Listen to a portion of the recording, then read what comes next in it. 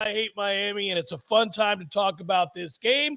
And all at the same time, we can celebrate what just happened. Florida State on its way back to the ACC championship, and that's where we begin. An appreciation for the journey that's been had, right? We remember the day that Mike Norvell was hired. We found ourselves in a beleaguered state as a fan base. We knew that times were tough.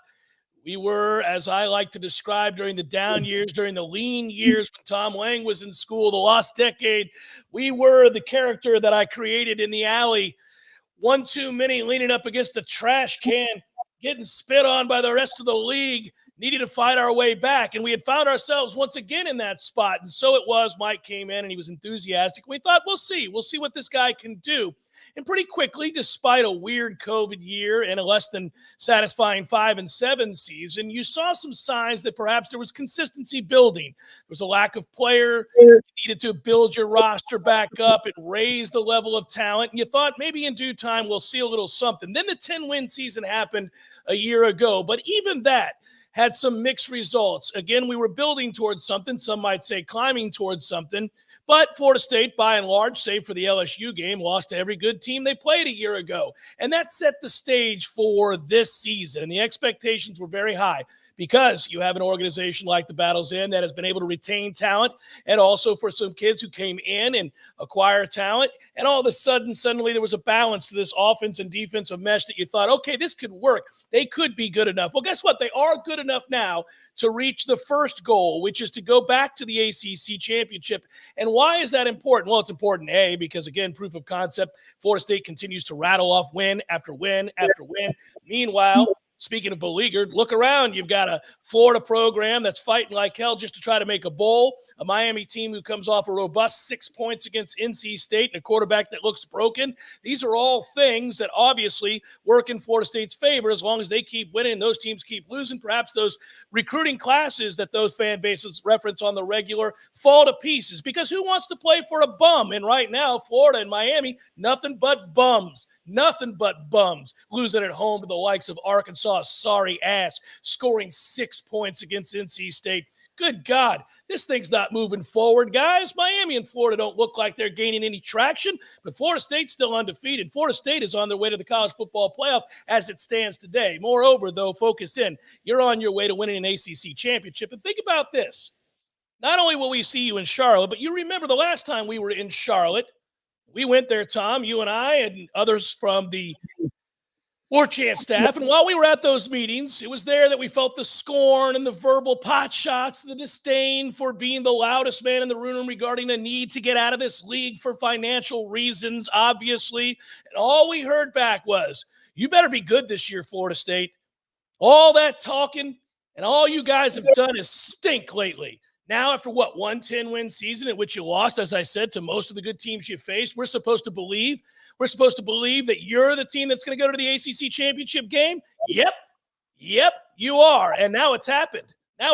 Florida State's been by far the best team in the ACC this year. It's not close. In fact, ACC, your lone hope, the one glimmer of light that you have is Florida State University. That's all you got. You ain't got nothing else. Florida State is by far and away the only thing to hang your hat on. The best team in the league, the most beautiful uniforms, the greatest tradition of them all, upwardly mobile, getting better by the week, overcoming pretty long odds with 6 starters out week to week. Still, though, the culture's enough to carry the day. Forget about it. It's all Florida State all the time. And the ratings show that. So the next time we all gather in Charlotte, if you're a representative of the ACC, I would say it would suffice for you to just say thank you.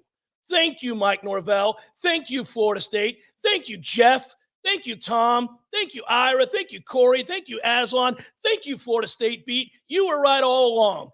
We cover a bunch of bitches. You cover the king of the ACC. And you're right. It's okay. We'll forgive. We understand the animosity. It's hard when you're not number one. It's okay. So Florida State is going to Charlotte, and this should be a blast. But before that, of course, Florida State's got to get healthy to finish what should be an undefeated regular season. And that's the way I felt at the conclusion of Florida State's victory over Pitt. Warts and all, Florida State is still far and away the best team in the ACC, and, in fact, now officially going to the ACC championship game. Did I detect a little bit of Colonel Nathan R. Jessup in there? I would just rather you say thank you and move on with your day. For me, this was a satisfying win in a different way. This is where being an NFL fan helps out a little bit for perspective. I used that example of NFL fan for the Clemson game, where it was just attrition. The game was all attrition, and it was find a way to finish.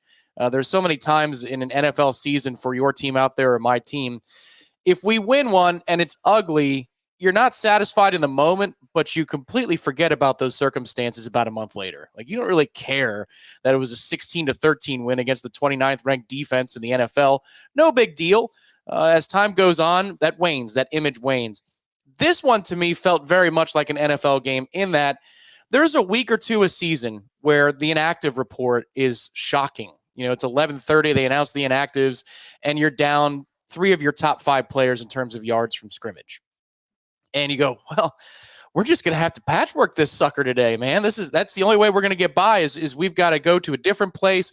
We've got to look a certain way on film that we'll never look again if we can get our star players back. And that's how it felt in the first half against Pitt. It was almost like it was a race to 17. It's like whoever can get to 17 is in an excellent position to win this ball game. And for a while there, it looked like maybe Pitt was going to get to 17 first. Thankfully, you have the play on the goal line that is worth a touchdown from Fentrell Cypress fighting through, forcing the fumble and preventing a touchdown. But you could see as the game went along that Jordan Travis was getting his arms around the situation, the scope of the problems that they had. Pitt's going to stack the box because we don't have our wide receivers. We're not exceptional at blocking 5 with 5 anyway. So when there's 8 against 5 or 6, we're in real trouble here. This is going to have to fall on me. And it fell on Jordan's arm. And as the game went along into the second quarter, and then it was put away in the third quarter, Jordan rose above the deficiencies, talent-wise, that Florida State had due to the inactives. And that, to me, is why this is satisfying. While not in the moment, it's something that you beat your chest about. Now that you have perspective from a couple of days later, you can say, all right, Jordan, you had to go to a place on Saturday. You found it. You went to that place. You got the job done. Now let's get these guys back for Miami. Yeah, it's important to recognize that you're missing your most dangerous weapons. Your offensive line is what it is at this point. And so teams are going to obviously take great notice of the 2 biggest difference makers on the field, not named Jordan Travis, or not on the field. They're not participating. If I'm anybody facing Florida State, and I recognize that. By the way, I might point out you're also missing a dynamic weapon and Hakeem Williams, who was really coming on prior to his injury. You're also missing, and this is important to note, a healthy Destin Hill. The lone catch Destin has, a healthy version of that guy, runs for another 25, 30 yards. Instead, he's got the hitch in the giddy up. He's clearly hurt. He's looking to get as many yards as he can and get out of bounds. So really, you're losing 4 major options that are difference makers in the passing game before you ever snap the ball. That's a real problem for anybody. I don't care who you are. And that's especially true if you have to pass to set up the run, which this team does because of their limitations on the offensive line. So knowing all of that, Arduzzi's a great defensive coach. He's always been a very good defensive coach. He's not blind. He gets it. At that point, he says, you're not running the football. You're not going to run it traditionally, and we're not going to let Jordan Travis run the football. The 2 things that you want to do, which is run the ball and run it with Jordan as well, we're going to completely take away because I believe my corners, who aren't terrible, can cover these non-starters at wide receiver for you. And he was right. He was right for a big part of the game. And that's why Florida State had to go to RPO. It's why Florida State really had to attack kind of the middle of the field on those slants and secondary things that they don't necessarily always want to do. But that's how they had to do it. They had to piece this thing together. There were moments where I thought we could have run tempo. I thought we could have done a few more things to kind of get what we want. But this is the sign to me, and this is the important part of why I came out as boastful despite an ugly 24-7 win as I did. That's what good teams do, Tom. That's what really good teams do. They don't have their fastball on that day or whatever other cliche you want to use. They don't have all of their weapons on a given day. They're up against it. Their rhythm has been completely, shut off. There's no semblance to what they're used to seeing on a day-to-day basis in practice. If all these guys are going to be out, it's tough to recreate that in a game when you don't have a rhythm together. The synergy is not what it normally is. And good teams find ways to do that. In fact, good teams go on the road and win those games comfortably. And Florida State did. found a way to win the game at the end of the day comfortably. Because I don't know about you, but when it was 17-7, I thought it was over. And at 24-7, I knew it was over. So this is kind of, again, we talk about complementary football. A lot of people tend to think that that means that a play caller caters to a defense and a defense caters to an offense. And I actually think the complementary football in this case is that your depth, your program guys, your guys like Ja'Kai Douglas, who deserves a ton of credit. I mean, that's not the guy I want as my ace in the hole going out in a big game to be my number one, and he's not. But he's a program guy who's been here forever, who's paid his dues, who's built a rapport with Jordan Travis, who's reliable. So when the moment comes, and you need people like this, you need people like this in your life, you need people like this in your neighborhood, you need people like this at your job, people that you know are going to do what they say they're going to do. People that you know may not be the rock star of the company or even your favorite person, but somebody you can trust implicitly. When everything else is acting crazy around you, do you have something you can fall back on? And the answer on this Saturday was, you know what? I kind of trust Ja'Kai Douglas. I know he'll be where I think he's supposed to be. At least I'm not going to throw to a spot and it's vacated because the guy runs the wrong route and there's a defender waiting to pick it off, which could really put this game on its ear. Instead, I know Ja'Kai's there. I'll put it to a place where maybe he can get it. Jordan did more than that. He ended up making two of the most incredible throws to a guy who's 5'8" that you'll ever see. And kudos again to your senior quarterback, who's also been here a long time and elevated his game and made those throws and never panicked. And I know Mike talked about that today. Mike talked a lot about the things I was thinking on Saturday while I had time to ruminate on this game, which was, we've been through a lot together. We didn't panic. There was no panic there. Everybody trusted that we were going to find a way. And that brings me to the final point about this game and this team and this season and the achievement of getting back to the ACC championship. And that is because they went through those bad times together. In many cases, a lot of these guys did. And because there are other guys that were added to the piece of the puzzle who bought in and have played a lot of football themselves. This is a veteran-laden team who believes they are always in the game. They play the next play. They don't worry about it. Think back to the Duke game with the pick six. Everything's going against you in that moment. The game is playing out the way that Duke wants it to play out. They're running the ball successfully. They're shutting you down. They got a defensive score. They're playing physically. And you saw no sign of distress from Florida State. None. Stay the course. Let's play the next play. We'll chip away at it. We'll get back in the game. We have more depth than you do. We'll be all right. In due time, we'll kind of figure it all out, and this thing will tilt in our favor. And it did. And this game did the same. There were a lot of indicators early on that lesser teams and teams of the past that would have found themselves in that kind of distress on the road, a Pitt team beginning to believe all the recipes for an upset, all the things that we talked about in the pregame show together, Tom, that you couldn't do, which is have a turnover early and allow Pitt to believe they can make a play. Pitt hits a shot play, which is really all they have to bank on. That's what they're trying to do. And yet you don't give up on that play and you get the strip and you were beat deep, but you didn't give up on that play. The resiliency continues to reveal itself every Saturday in a way that should probably make all of us pretty proud. I think this team is as fun a team as we've had to really root for. They're not close to the best team we've had. They're not even in the ballpark, but they are a fun team who gets a lot out of what they do have. And when they're healthy, they're really good on offense. And they've gotten better, a lot better on defense. It's a team building still towards something, but along the way, they may end up, think about this, while building towards their ultimate goal of being a national championship contender consistently, year in and year out. I mean, remember, the goal here isn't just to win the ACC or to go to the playoff. You want to do that every year, but those are stepping stones along the way. This team is still upwardly mobile in that sense. So for them, this is another step. They've got many more to take, I think, before they're a dominant team. But they may, along the way, go undefeated. They might finish the year while building towards that ultimate behemoth that we want them to be.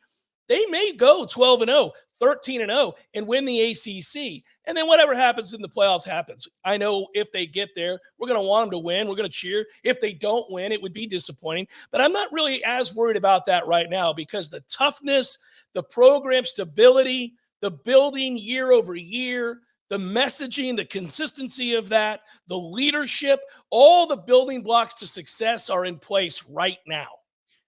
Yeah, it's just a matter of if you can get a little bit healthier for this rivalry game this weekend, because I think what's happening is you're seeing more facets of the offense, more weapons of the offense being cultivated through necessity. This is because you have to have them, but they're going to make you a stronger product if you can get everybody back to full strength. I mean, that's the case on the offensive line where somebody different is in there at left tackle every week. Robert Scott didn't participate in this game. Bless Harris was taking line rushes at left tackle in warmups, and then Darius Washington was the first guy off the bench playing left tackle.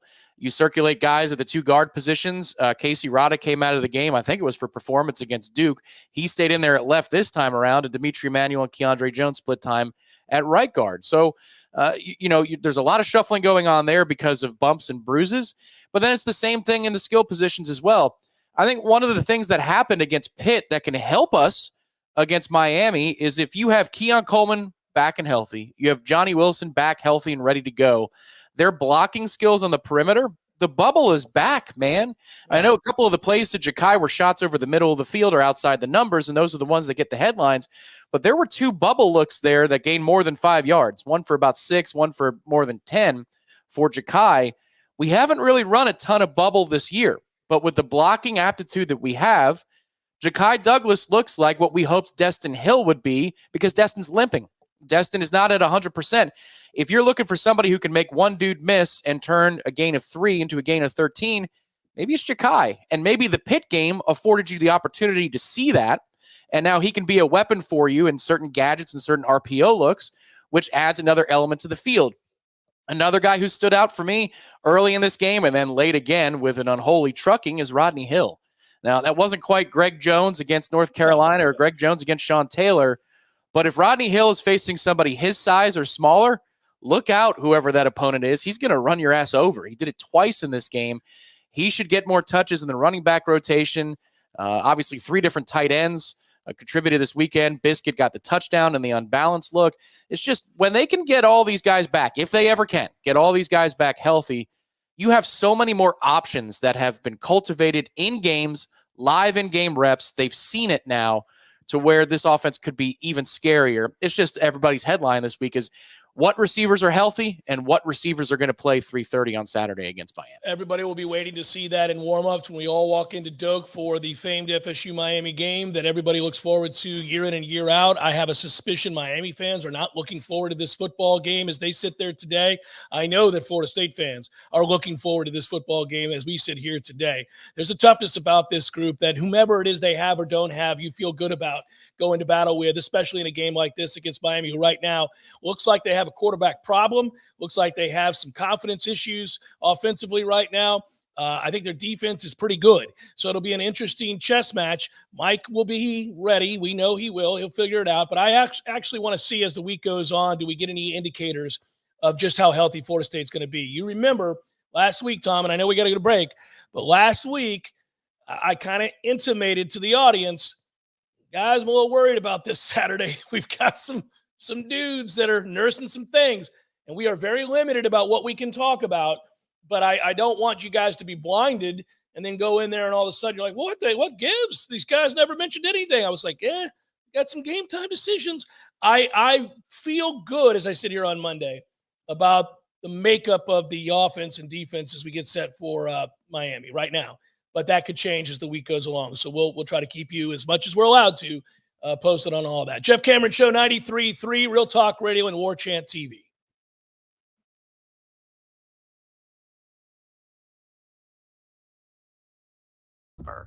Now your back is injured and you've got to be at work and rehab all without a car. I'm Dana Brooks of Basic Brooks Law Offices, and we hear stories like this every day. You shouldn't pay for someone else's mistake. Call us at 850-777-7777 and we'll make sure you come back stronger. There's no doubt that buying a home can feel overwhelming, especially if it's your first home. You're worried about location, school zones, square footage, inspections, insurance, loan approvals, interest rates, and of course the price. Buying a home could be the most significant investment you've ever made. But there's good news. You have our friends at Legendary Home Loans, and they're on your side and in your corner. They're going to go to bat for you. Shannon Young from Legendary Home Loans help first-time home buyers get up to $25,000 for your down payment. For first responders, veterans, teachers, military, and healthcare workers, and that's not all. Shannon is an expert navigator of the home loan terrain, and you can trust that he's going to get you the most competitive interest rates and guide you through the process every step of. Shannon will also get your closing costs reduced. It's the Hometown Heroes program at Legendary Home Loans. Give them a call today, 844-FSU-LOAN. That's 844-FSU-LOAN. Or go to FSUHomeLoans.com and ask for Shannon Young. NMLS number 2270146. This is Jamie McClenny of Trek Financial, co-host of Cover Your Assets here on Real Talk 93.3. Since three of the largest bank failures in U.S. history last March, the S&P 500 is up over 10% as D.C. politicians added an additional $1.5 trillion in spending after raising the debt ceiling. This rally has been extremely narrow as a handful of mega-cap stocks are responsible for over 70% of the gain on the S&P 500 year-to-date. The yield on the 10-year Treasury has been below the 3-month rate for over 200 trading days, the longest streak in 6 decades. As one economist quipped, ignore these signals at your own risk. Managing downside risk is one of the biggest challenges that you will face in retirement, but a clearly defined risk management protocol can help to mitigate large drawdowns in your retirement nest egg. If you're concerned about where all of this might be headed, give me a call at 850-900-5200 and schedule an office visit to discover the risk in your current portfolio. Investment advisory services offered through Trek Financial, LLC, an SEC-registered investment advisor. T-Spark Enterprises, roofing and construction services. T-Spark Construction.com. We conquer all peaks. We fix those darn leaks. Call 850-766-1340. T-Spark Enterprises, roofing and construction services. T-Spark Construction.com. License number CCC 1331204. Barry knows cool. He's keeping you comfortable. Barry knows cool. You can pull them to the test. Your heating and air conditioning system doesn't check with you before it takes a break. That's why we're always ready to help. Any day, anytime, anywhere. And with our annual service agreement, there are no overtime charges. Ever. At Bearno Heating and Air, we will always be there for you. Barry No Heating and Air Conditioning. License CAC 1816-186. We all want more energy, more strength, more results. Well, welcome to Orange Theory Fitness as you take a step towards feeling more alive today. Backed by science, Orange Theory's heart rate monitored workout is scientifically designed to keep heart rates in a target zone, spiking metabolism and increasing energy. Orange Theory Fitness is a one-of-a-kind group personal training workout resulting in more energy, visible toning, and extra calorie burn for up to 36 hours. Experience a more vibrant life today with Orange Theory Fitness. To find out more, go to orangetheoryfitness.com. The Jeff Cameron Show is a production of the Warchant.com.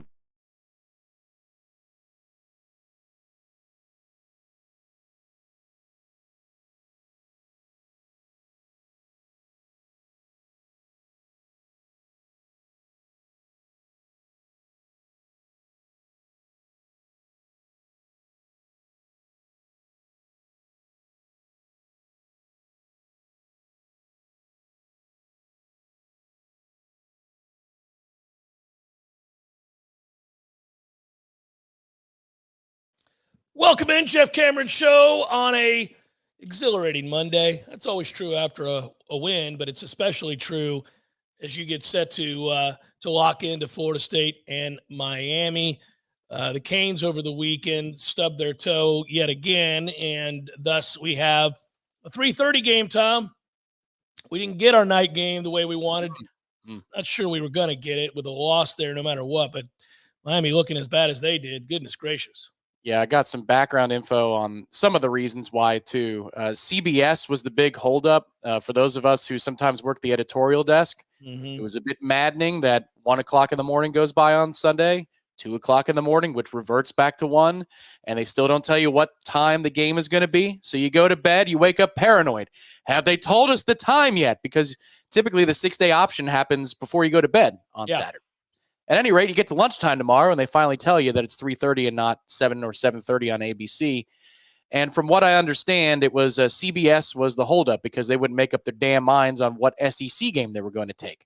The moment they declined Ole Miss and Georgia, the dominoes fell, and they put us at 3:30. So that is the holdup, and we will now have a 12:30 pregame show on Saturday from Hotel Indigo. A little lunchtime from Hotel Indigo should be, cross our fingers, decent weather. It won't be as cool as I wish it were, but should be nice enough, pleasant enough. And, of course, we'll all be excited. And 3:30 means, Tom, that I don't get to make the announcement today that I was hoping to make. This would have, without question, been a Category 5. This would have been a Cat 5 maintained through and through. But I seldom give out Cat 5 maintains for 3:30 kickoffs for the obvious reason that it's hard to get too plastered by 3:30. Now, in my college days, I found ways. But, I will say that most people can hang in there until 3:30. Yeah, I think this is about, and you could correct me, obviously, because we have a board vote about these things. I get one vote, you get two. So there's 3 total votes, but you get 2 of them. You have the controlling interest. But you could issue maybe a Cat 5 advisory for Friday night. Hey, people, take it easy on Friday night. Don't ruin your weekend. Wake up on Saturday all disheveled, and now you're scrambling to get in good form to go out to the tailgate lots. You are speaking to something that is near and dear to my heart, and I have been guilty of for all of my adult life. I fail miserably.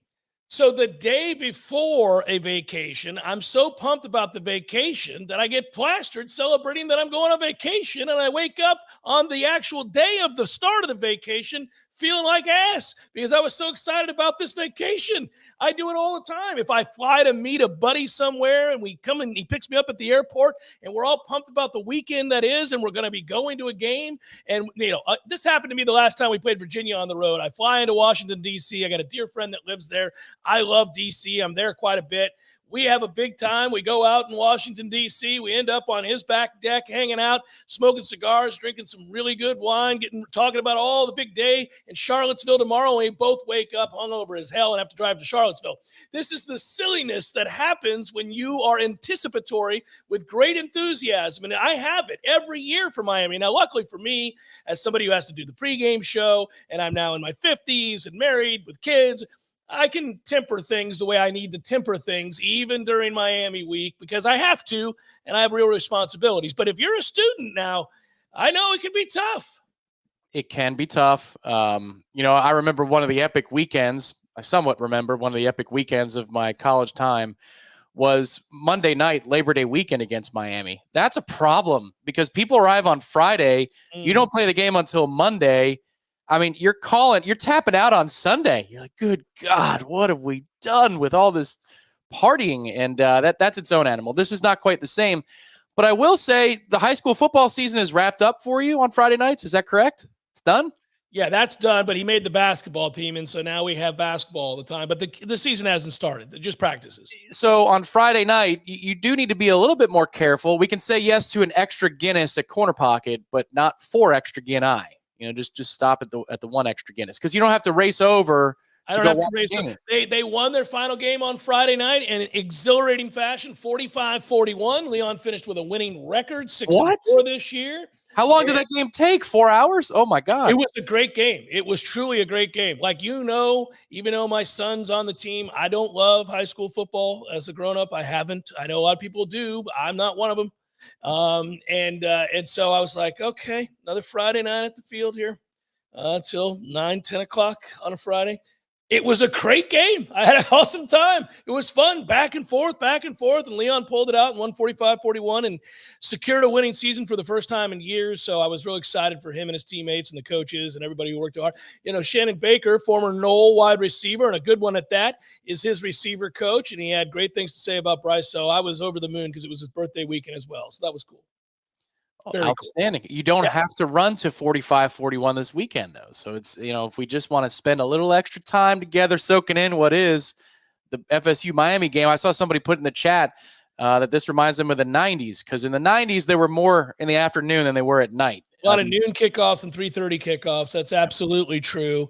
I miss I miss the night games against our biggest opponents. I would like that to normally be the case, but they're right when they bring that up. those 3:30 games against Miami back in the 90s were pretty consistent. And I remember walking into that stadium with friends, speaking of an advisory, some who did not heed said advisory the night before, and watching them struggle bust their way into that stadium saying, dude, you got to get it together. A, you're going to want to remember the game. B, it's Miami. You got to be locked in. We got to be loud and obnoxiously so during this game. So this is the one.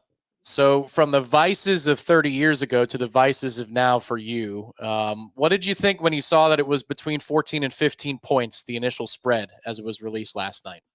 I actually oddly did not. I don't know that I batted an eyelash. I'm looking at this Miami offense and I'm saying, how are they going to score? Now, they have a good running back and they have a good offensive line in the run game, but they have a quarterback right now who's just not seeing it. And if anything, he's seeing ghosts. I don't know if they can start Tyler Van Dyke in this game if they want to win it. Now, their options aren't good. You'd have to start the freshman, which is not ideal coming into Doak Campbell. To have that experience as a freshman would not be easy. But when you go back and watch Miami and NC State, and then really go back to think about Van Dyke now for a second as we look ahead to this game. He was 21 of 38, which is 55%. He had 173 yards passing, no touchdowns, and 3 interceptions. He's thrown 10 interceptions his past 4 games. Those games are against Georgia Tech, North Carolina, Virginia, and now NC State. He also lost a fumble on Saturday, Tom. He's not scored a touchdown in the last 2 games.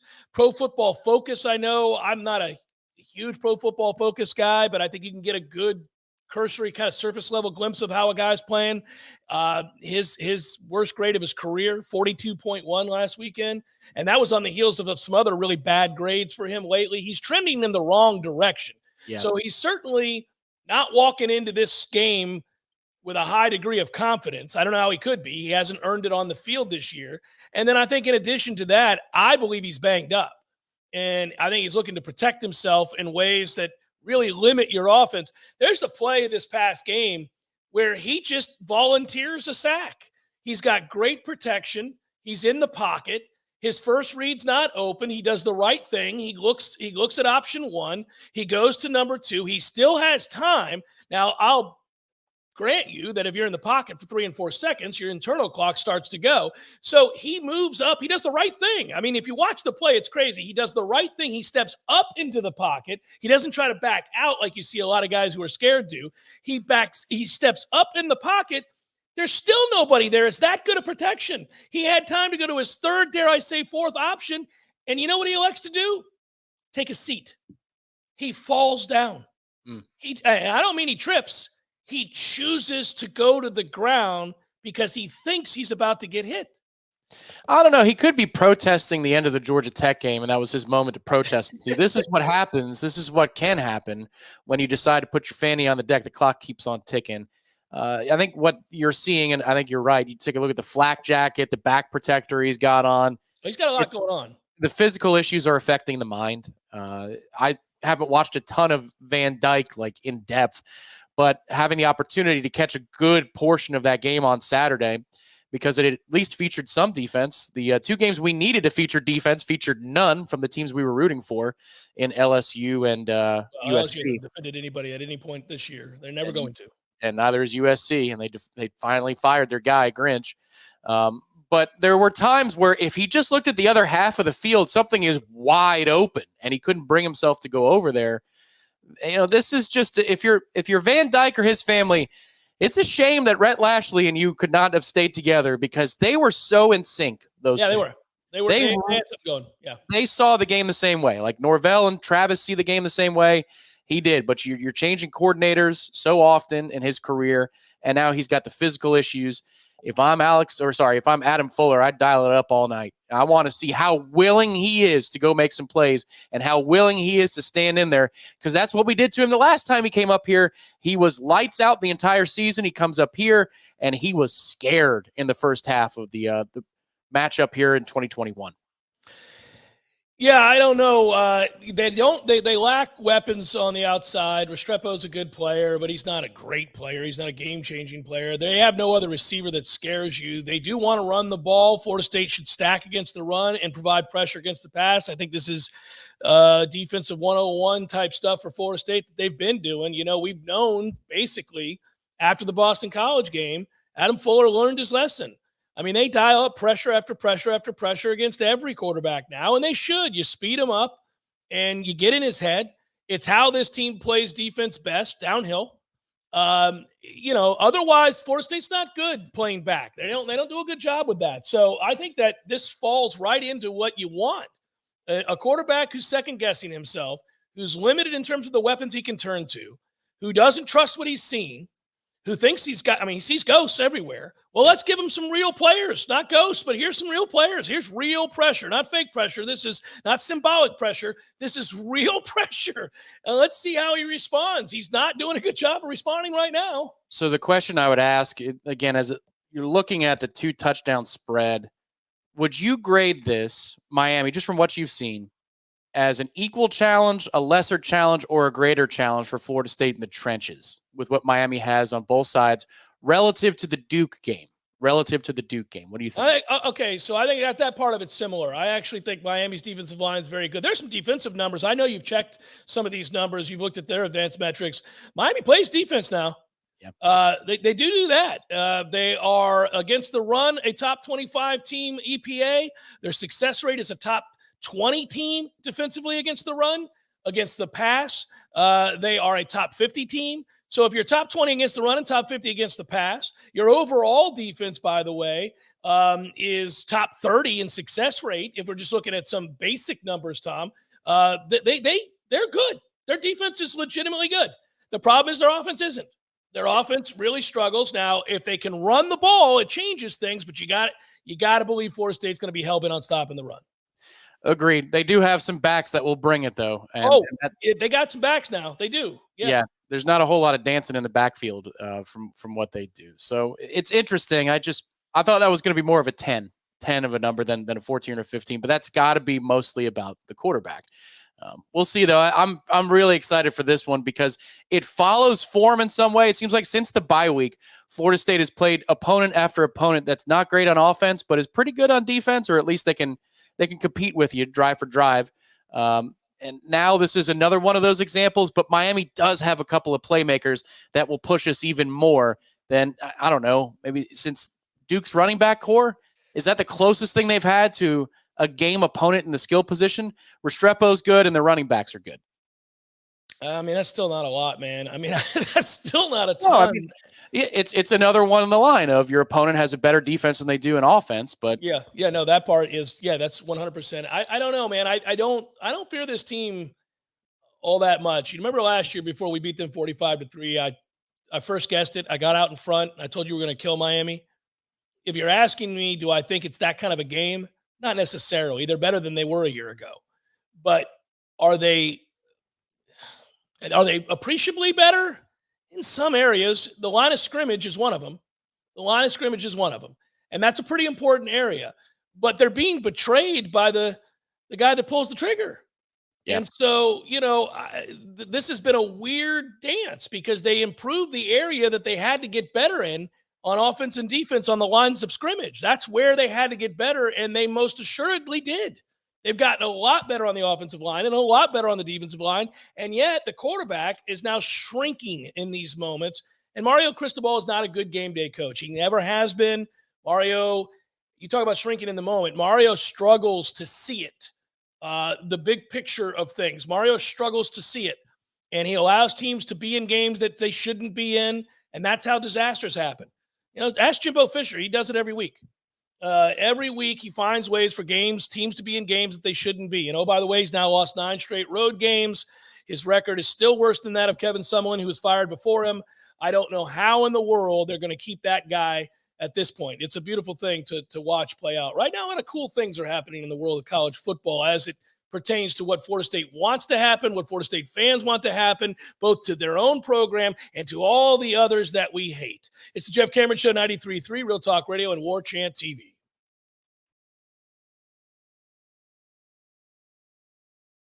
Detention Center in October has now been arrested. Mark Anderson was reportedly taken into custody in Fulton County. He was being held for aggravated assault. Anderson was found inside a unit at the Huntley Apartments in Buckhead around 2:30 p.m. Friday. Responding officers said no one else was found in the residence at the time. Authorities are investigating how Anderson was able to hide out in the apartment. The U.S. Marshal's office said the unit may have been a short-term rental. Last week, U.S. Marshals also captured escapee Chavis Stokes. Anderson and Stokes, alongside 2 other inmates, originally escaped on October 16th. Officials said the men climbed through a damaged window and fence before driving away in a blue Dodge Challenger, which police later found in a Macon parking lot. The FBI and other agencies are offering a monetary reward for information leading to the arrest of the other 2 inmates. Those still on the run include 52-year-old Joey Fournier and 37-year-old Jennifer Bernard Barnwell. This is Rachel and A with your Real Talk 93.3 Local News Update, brought to you by Macklemore Systems, Tallahassee's go-to Mac store. Check them out online at MaclemoreSystems.com. This is meteorologist Paul Trombley with your Real Talk 93.3 weather update. Mainly clear skies this afternoon with highs around 81. Winds out of the north 5 to 10 miles per hour. Partly cloudy skies tonight, lows level off around 50. Highs around 82 tomorrow. Bright sunshine expected. Dry with temperatures a bit above average Wednesday and Thursday, and highs in the low 80s. This report is brought to you by the Lawn Johns. For all your landscaping and lawn care needs, visit thelawnjohns.com. Right now, 78. Hey, no fans, our partner ISF Inc. is a national management and IT consulting firm located right here in Tallahassee, Florida, solving the future for state governments through strategy, process, and technology. As a trusted advisor for state governments, ISF knows the importance of defining a clear and detailed strategy. Our friends at ISF can help your organization create a strategy that sets you on a path to success. ISF, your vision plus our expertise brings your brilliant ideas to life. Visit ISF.com to learn more. ISF, solving the future. So everybody knows, Eddie, that you are a spectacular cook. Of course they know that. If they go into Bumpa's, the food is always good. I mean, everything on the menu. Everything at Gordo's is delicious. I always, of course, get the bungalow chungla, as I call it. The bungalow chung, Jeff? Is that what is the pork? The bungalow chung, Jeff. Okay, the bungalow chungla. It's delicious. All these things, all the items, everything you do, a master cook. But, sir, I would ask you, what is a skill that you possess that you're particularly proud of that nobody would know and that you could share with us here? Growing hair, Jeff. Growing hair. You're an asshole. Gordo's, bringing the flavor and flair of Cuban food to Tallahassee since 1996. Welcome back to the Jeff Cameron Show, sponsored by Legendary Home Loans, a mortgage experience designed around speed, simplicity, and customer service. Before you buy your next home,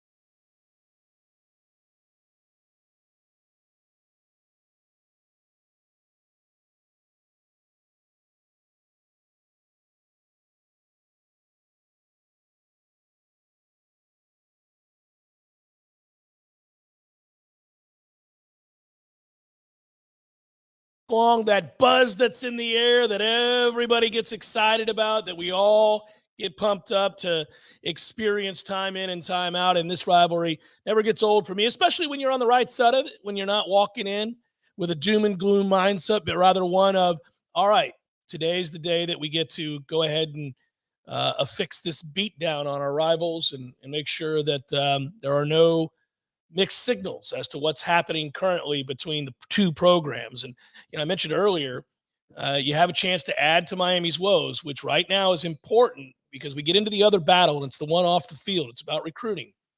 Florida State is, as I said in the outset, a work in progress. They're worlds better off than they were 2 years ago. They're a better team than they were a year ago, but they're not all the way back. There are areas that have to get improved, that have to be fortified. You're going to have to do it in recruiting, and you're going to have to do it in the transfer portal. So when you think about that matchup off the field, you need to think about all of the ways that you can make it that much more difficult for Miami and Florida in particular to secure the services of athletes that you might want. And one of the ways you do that is obviously beating them over and over again and adding to the losses in the ledger and putting a perception on them that they're nowhere close to where you're at as a program. You want to build that chasm and make it greater and greater, no matter what positivity that a Mario Cristobal or a Billy Napier tries to sell. Make the evidence so loud, so viable that nobody could possibly believe that to be true, right? And you do that again by moving to 10-0 and beating your rival for the third straight year and doing it convincingly, and then perhaps talking to some of those recruits who are thinking to themselves, I don't know, I may want to go to Miami, I may want to go to Florida. No, why would you want to do that, son? We're 10-0. These two programs are fast-tracking their way into nothingness. Hell, Florida may not even go to a bowl game this year. At this juncture, that catastrophic loss to Arkansas over the weekend puts them in a less than enviable position with what remains on their schedule. We were talking about that earlier, but think about it. If Florida's remaining games are against LSU on the road, good luck, at number 12, Missouri, and then they play Florida State. That's a recipe to go sub 500 and not make a bowl for the first time since 2017, and I think that's about to happen. Meanwhile, Miami could go limping down the stretch as well, so you got your opportunities here. Yeah, they must be out of tissues that they can cry into. Florida, the fact that they don't have a cupcake the week before they play us, which they had long before we ever did, and the fact that they had to start their season with an out-of-conference road game that's out of the state of Florida. Like, wow, what an interesting year for the Gators. How uncomfortable they must feel to finally do something that Bobby Bowden did dozens of times in his tenure at Florida State. Sure. Cowardly institution is Florida, and finally they get to see how hard it was to do what we did for as many years as we did at Florida State. But to the team at hand in Miami, this gets fun because, if they had won, we talk about this when we get close to the beginning of the season. Do you like 4 weeks? Do you like 27 days? Do you what feels better? What's the number that feels better for you? Had Miami not, laid an egg and played horribly up at NC State, they would be 7-2 coming into town this weekend. A chance to win 8 out of 10 games, and one of those losses being a fluke that the head coach perpetrated on them. I mean, an unbelievable crime in football, but they would have absorbed that. They could be 8-2 if they score a landmark victory over Florida State. Well, 7-2 sounds a hell of a lot better than 6-3 because now they could leave the building on Saturday night, and they should, at 6-4 with Florida State at 10-0. Doesn't that feel like the chasm that you're speaking of? The gulf that you're, 7-3 to 10-0, 6-4 to 10-0. What a great pitch for Mike Norvell and the Florida State coaching staff if they could take care of business on Saturday, because it's a recruiting weekend where the recruits throughout the region are going to be watching to see if they care about both of these schools. But then there are going to be over 100 kids here in person. I mean, this is a real chance for Florida State to get the wheels turning. And I think that's actually where a 3:30 kick is to your benefit. You could spend more time in the reasonable hours of the day with these kids after. Again, should you take care of business, now you can hang out with them for 3 or 4 hours, talk ball, and say, do you really want to go play for the forest green and the orange, or do you want to come here where we're 10-0 and we're about to go to the playoff? Well, and they get to feel the energy of that stadium. Certainly not something that they would ever feel in Hard Rock. And then the same is true of the Florida situation, where maybe they have a good fan base in terms of dedication and showing up in the stadium, but the record is not good. It's now in a situation where Napier is struggling to showcase the overused phrase proof of concept. But it does matter. It does matter that you at some point gain some traction. That's what we were worried about with Mike for a while there, that even though we thought he was a good coach, that you have to show traction, you have to show proof of concept, you have to start winning some games. And last year played out in a way that did that. And then you see their ability to obviously take a big, huge leap forward as they have done this year. I think the next big battle, and we really won't get into this much right now because the game itself is a big deal. Getting this win, securing this win, getting to 10-0, taking care of business at home against an arch rival, adding to their woes. These are all the things that are going to be on our mind all week long, as opposed to whether or not you get that 2024 kid, that 2025 kid. But that is the secondary battle, but it's a big one. And I think, I'm doing two things when I watch Florida State. When I talk about Florida State, when I criticize or praise Florida State, it's the same mindset that I have. It's all matched against a championship level program, a team vying for national titles, which is where we want to go. And we seem to be fast tracked in that direction. Well, when you get into the weeds about that conversation, about, yes, how much we've climbed, how much we've won on the field, how we've really kind of flipped the tables now and become this viable entity that kids want to come play for. Now you really get into the nitty gritty of getting the best of the best on the offensive line and on the defensive line. And games like this and wins like this and seasons like this are where you can separate yourself from those two programs, because it's already going to be hard enough to get those kids wrestled away from the likes of Alabama and Georgia. You don't need to be dealing with Florida and Miami on that front either. Let there be one king in this state, and then you worry about the Clemsons and Georgias and Alabamas of the world. That's where you can turn your attention to, as long as you're taking care of business in your own backyard. Yeah, there's just no doubt. You look at all wings of the football operation here at Florida State. That could be official, unofficial, perhaps affiliated without being affiliated. Every wing, whether you're a coach of the football program, a booster, or somebody who's trying to raise money like the athletic director, or a member of a collective, this is a big-ass week because it's our final home game with this kind of intensity. We do play North Alabama. That kickoff was announced for 6:30 p.m. a week from now. But this is the one. All eggs in the basket, full speed ahead. Go make it happen. Very well could find themselves in a position to, again, be in line to have an undefeated regular season. And that would be absolutely huge. Hour 2 forthcoming. Stay with.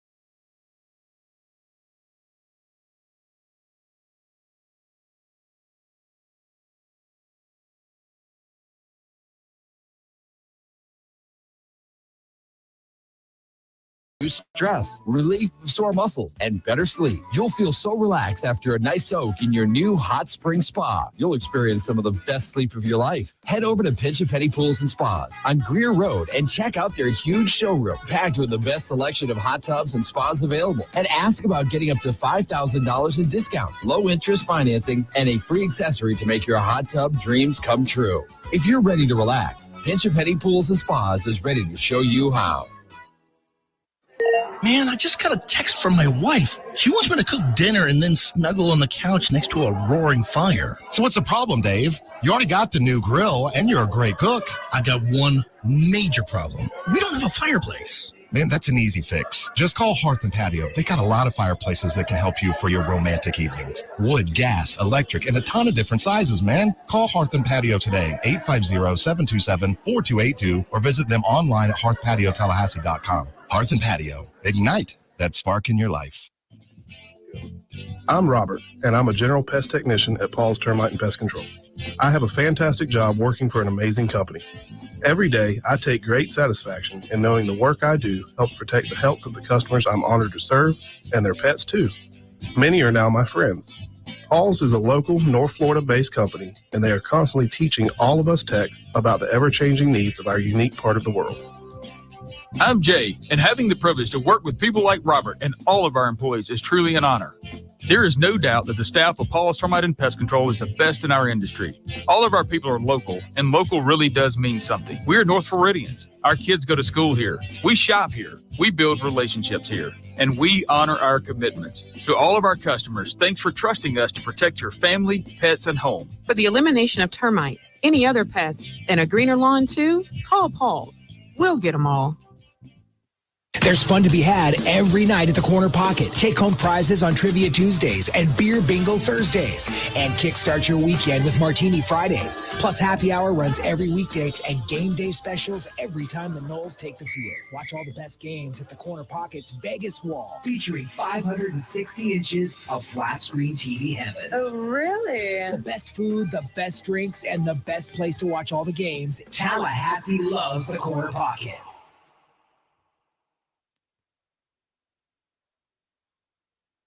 Coming up next, more of the Jeff Cameron Show. Live and local on Real Talk 93.3. WVFT. Latest betting odds and live movements from Vegas. This is your action update. Now here are your latest lines from our guys in the desert. Opening night of the college basketball season, the Florida Gators 19.5-point home favorites at the O'Connell Center against Loyola of Maryland, 140.5 the total. UCF a 10-point home favorite against FIU, 139 the total in Orlando. College football Saturday, the Florida Gators are a 14-point dog at LSU, 63.5 the total at Tiger Stadium in Baton Rouge, Louisiana.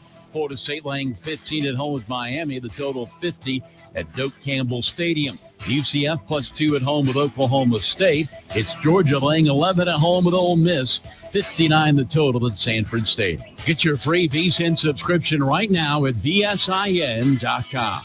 For more sports betting news and information, go to VSIN.com. Mike Son at Real Talk 93.3. ABC Wednesday. It's country music's biggest night.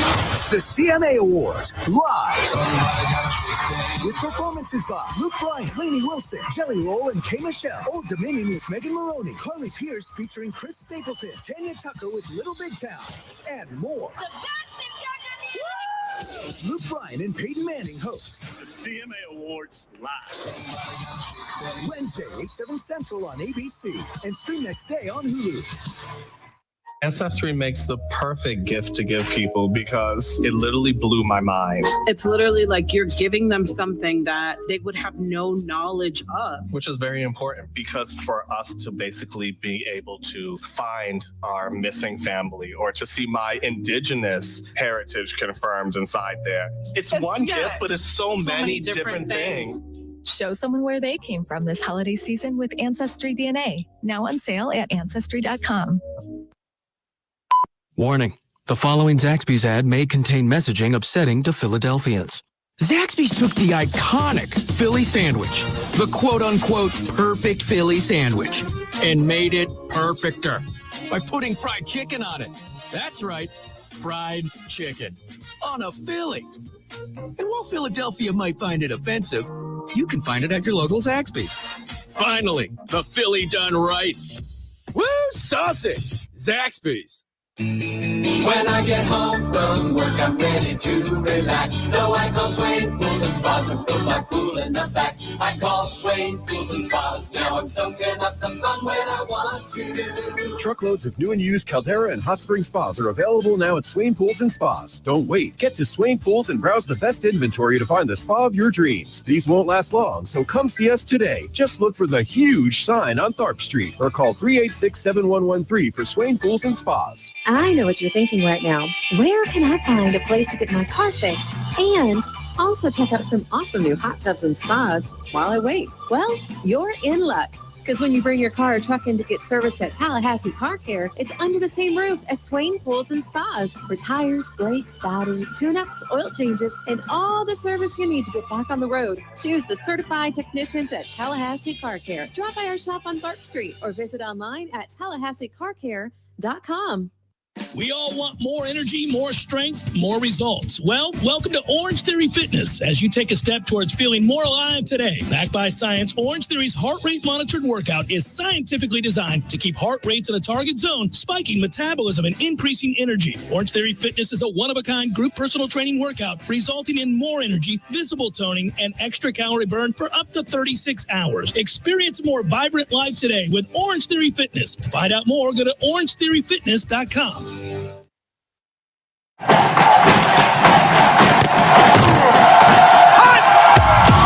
Broadcasting live from Florida's capital city, this is the Jeff Cameron Show, brought to you by Orange Theory Fitness on Real Talk 93.3. Now, stop what you're doing and listen closely. It's time for the Jeff Cameron Show in 5, 4, 3, 2, 1.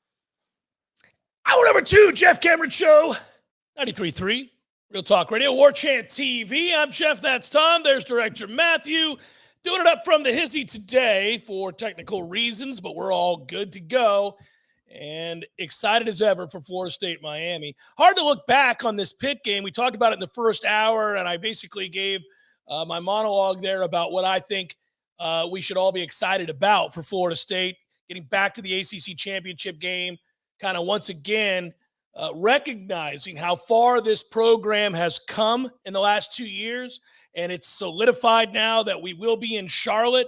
I thought the game on Saturday saw what it means to be a team, to what it means to trust one another, to fight through adversity, to have a roster that has seen the talent floor raised as much as it has, to where you could be missing 4 and 5 key ingredients on the offensive side of the ball specifically and still win the game comfortably. Wasn't always pretty, but they found a way to go and do that. And now we all hold our breath. Now we kind of want to see, all right, Keon Coleman, are you back?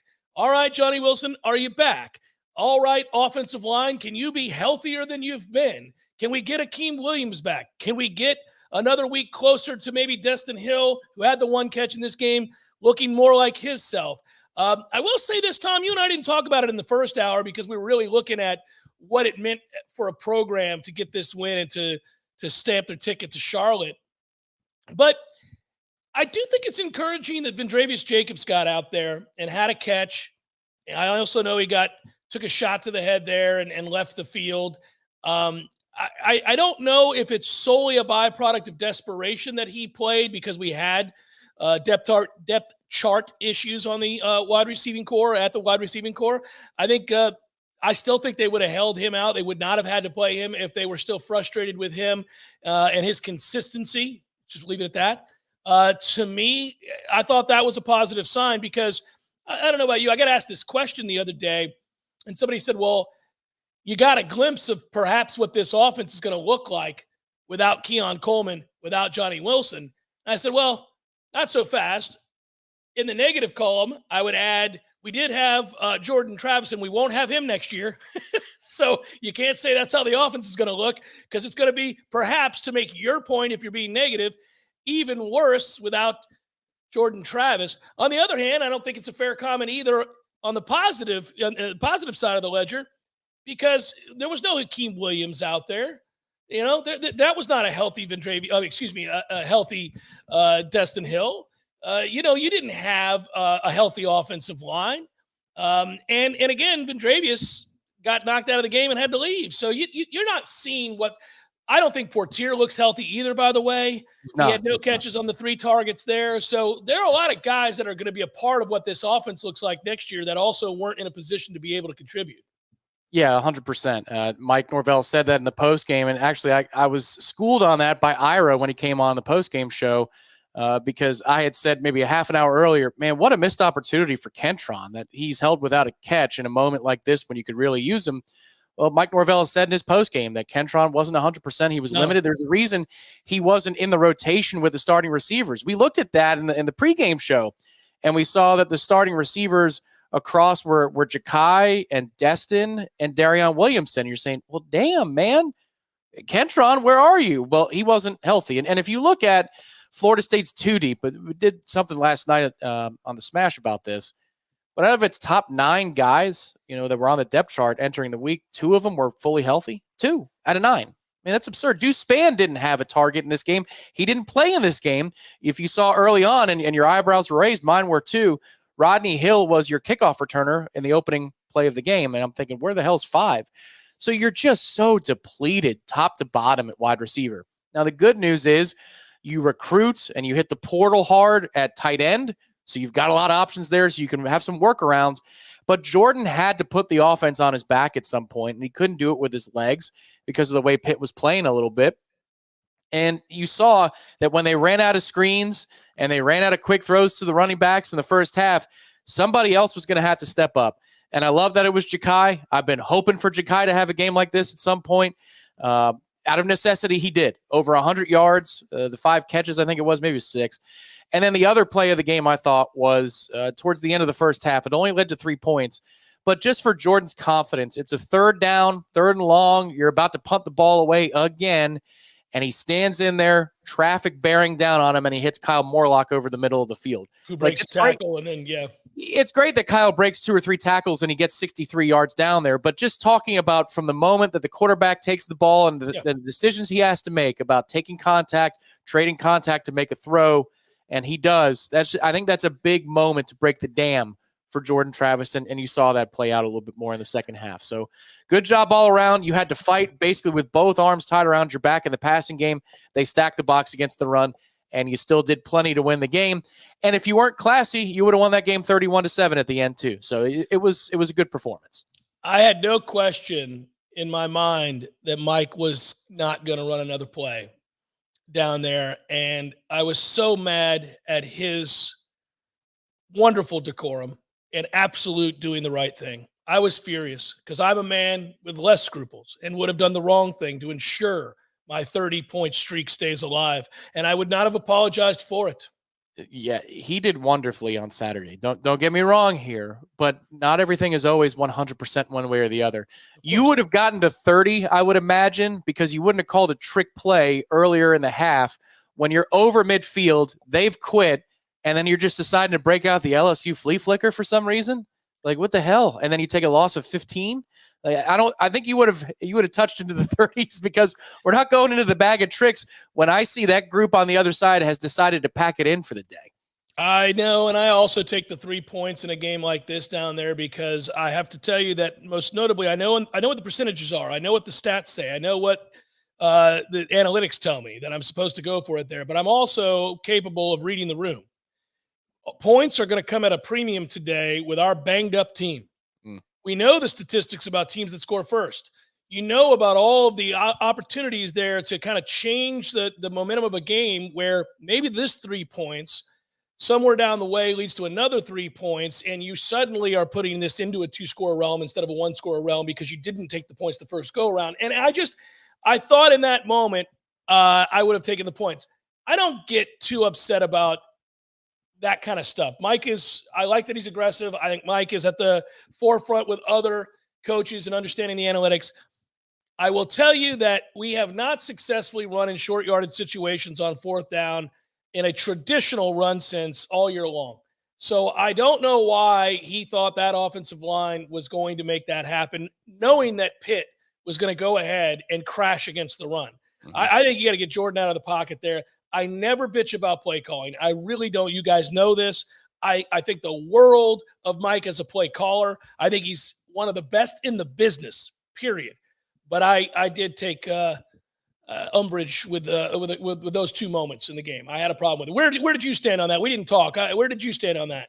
Well, we're talking about taking the points versus going for it. The taking the points and go instead of going for it, and then also the 4th and 2 call, which never had a chance. Yeah, we know what we can do. We know what we can't do, or at least I thought so. But we tried it anyway. I would take the points there as well. And this is not, after it fails, I hate that play call because it failed things. No.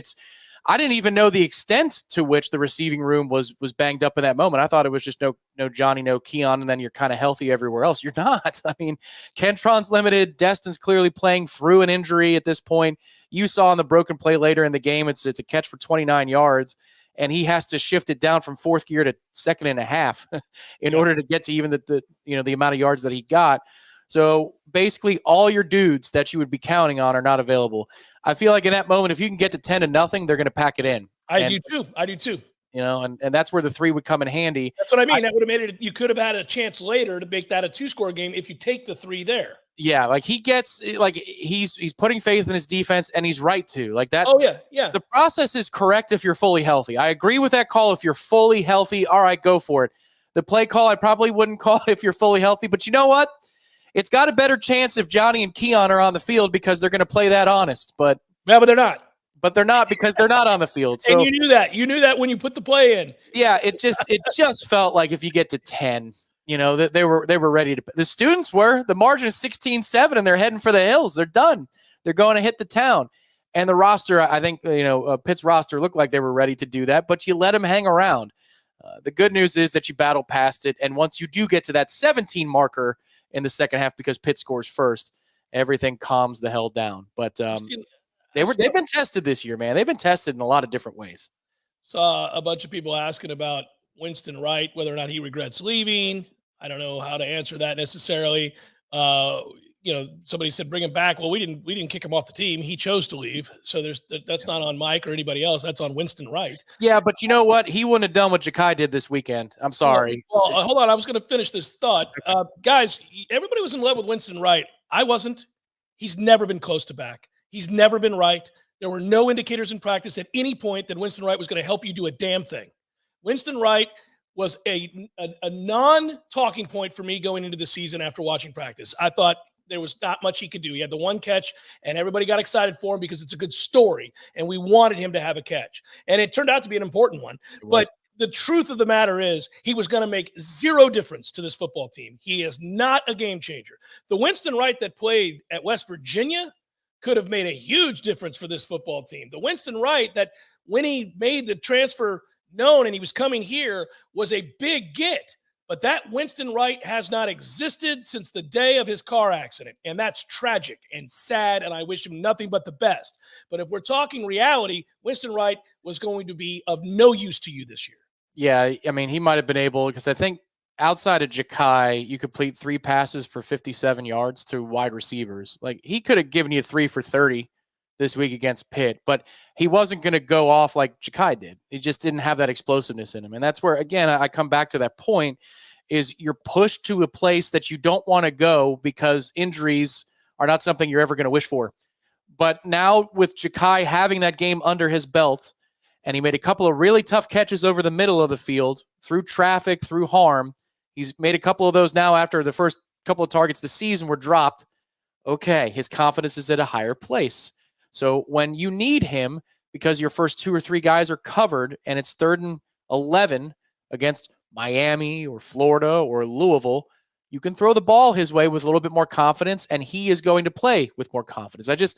I love when you can win in these situations because you're cultivating something more than you had before the game kicked off, which is other options that feel good about themselves, and the quarterback has faith in those players too. Yeah, it's nice to be able to add, layers to your offense and to your depth chart. Anytime you can do that, that's a good thing. I agree with you. I think if you look at it the other way, you really do see also the need to have big-time game changers out on the edges in this offense. And you have it when you have Keon Coleman in the game and when you have Johnny Wilson in the game. When you don't, you're pedestrian. You're pretty pedestrian as an offense. And a lot of games would be huge struggles from week to week if we did not have 2 key difference makers at wide receiver. Now, Jordan is a difference maker. You won this game without those 2 guys, and I suspect you would win a lot of games because of Jordan and the tight ends and Mike's play calling and the defense being much better. You'd win a lot of games in the season without those 2 guys, but it would be this kind of a teeth-pulling exercise. It would be this kind of a poke and prod and try to find a thing here and there type of offense. When you have those 2 players, it transforms everything that you are. And we do this a lot when we talk about a pitching staff. If you've got a 4 that has to be a 1 in your pitching rotation, well, that's a problem. Now, he may be a great 4. He could take out the other team's 4s. You may have the best 4 in the league, but he's a 4. He ain't a 1. And if you start on an opening day, you're in trouble. So when you have Florida State, you have 2 1s. You have a 1A and a 1B, and the 1A is certainly Keon Coleman. And when you have that, it changes everything about how a defense has to defend you. Pitt would not have been free to do what they did in this game had they had to worry outside that there were 2 playmakers. But once they knew there wasn't, they think that the rest of the players in this offense are pedestrian. And save for, obviously, Jordan Travis at quarterback and maybe to a degree Trey Benson at running back, they're right.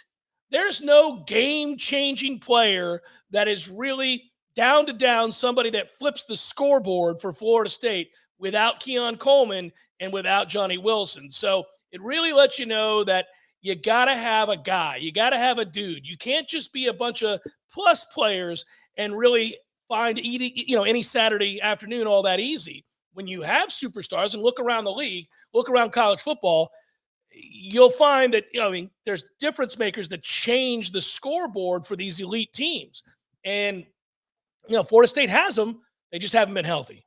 Yeah, I think that's where, again, you could brag on Jordan, and everybody wants to talk about it. And I indulge this probably too much, but, the implications of a performance on being a finalist for the Heisman or going to New York or whatever. You're just talking about personal accomplishments. Jordan has now proven in the last 14, 15 games that he could put the team on his back like he did against Florida when guys are dropping passes and the offensive line is not protecting, and he'll use his legs to get you where you need to go. And then we'll figure it out from there, guys, but I got you. This time, he didn't do that with his legs. He did it with his arm. You don't have any of those targets that you're leaning upon. You don't run the ball as well as you did last year, not even close. So now it's got to fall on your arm to get the job done. And 36 pass attempts, 360 yards, and a touchdown. I mean, he's found another way when he doesn't have everything around him working at peak to go win the ball game. And you combine that with what I thought was his most complete passing performance a week ago at Wake. I think he's taken his game to another place, which is really awesome to see because you've got 2 rivalry games coming up and a conference championship game coming up. If he is reaching this level that we were all hoping we would see coming out of camp in real time, buddy, that's incredibly good news for our chances to finish this season 13-0 and go play in the playoff. Oh, I don't disagree about that at all. I think that you have the recipe because of Jordan Travis, even with some guys dinged up, to finish this regular season undefeated and to go and win an ACC championship. But I think the buck stops there if you don't get healthy. I think you got zero chance to win a playoff game if Keon Coleman and Johnny Wilson are not at your service. You got to have at least one of them. If you don't have one of them, you're going to lose that game for sure. You kind of need him this weekend. 14-point spread or not, you kind of need him this weekend too. Yeah, without question. You are pedestrian without those 2 guys. Let's just say it for what it is, and that's because your offensive line is not great. Jeff Cameron Show 93.3 Real Talk Radio, Warchant TV.